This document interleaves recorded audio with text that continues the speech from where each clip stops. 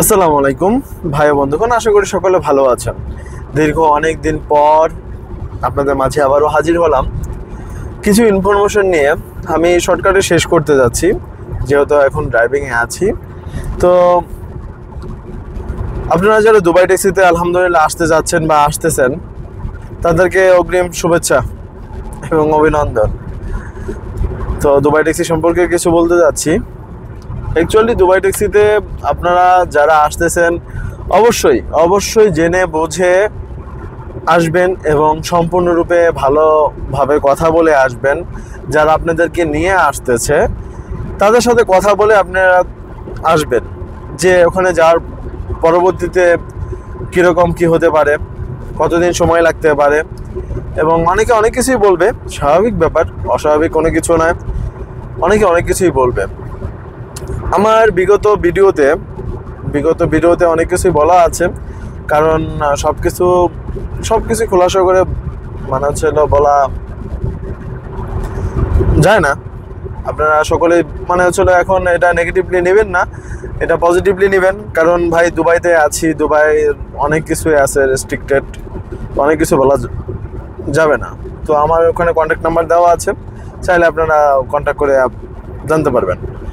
আর দ্বিতীয় কথা হচ্ছে যে অ্যাকচুয়ালি আপনারা কারো না কারো আত্মীয় স্বজন অবশ্যই যে জেলা থেকে আসুক না কেন, প্রত্যেকটা জেলারই 2, 4, 5 জন 10 জন থাকি, ঠিক আছে। দুবাই ট্যাক্সিতে আর ছোট কোনো কোম্পানি নয়, দুবাই ট্যাক্সি অনেক বড় কোম্পানি। সো দুবাই ট্যাক্সি থেকে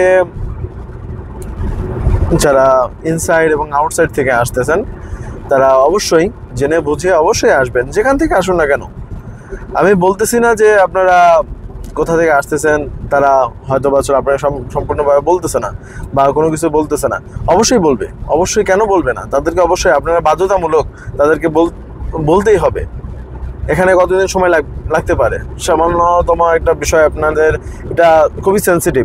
আপনারা দেশে থেকে যারা আসবেন, তারা ওখান থেকে কোনো না কোনো কাজ ফেলে বা কাজ রেখে, তারপরে চাকরি ছেড়ে বা যে কোনো পরিস্থিতিতে আপনার হোক, ওখান থেকে আপনারা আসতেছেন একটা ভালো ইনকামের আশায়, ভালো একটা কাজের আশায়।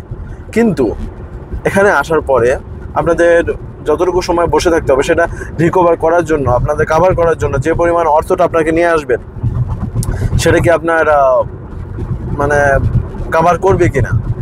তারপর আপনার এখানে লাইসেন্সের ফি, এখানে তারপর আপনার থাকার জন্য কত টাকা লাগতে পারে, কি আসবে, বিষয়গুলো সব কিছু ডিসকাস করে বা এখানে যারা আছে তাদের সাথে ডিসকাস করে আপনারা তারপরে আসুন। ওকে, ফাইন। তো নেক্সট স্টেপে কী হবে?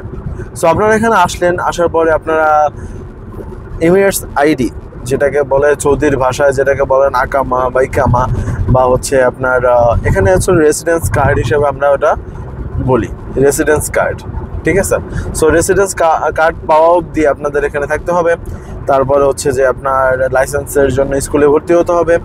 সেখান থেকে আপনারা লাইসেন্স পাবেন, দেন আপনারা নেক্সট কোম্পানির প্রসিডিউরে যাবেন।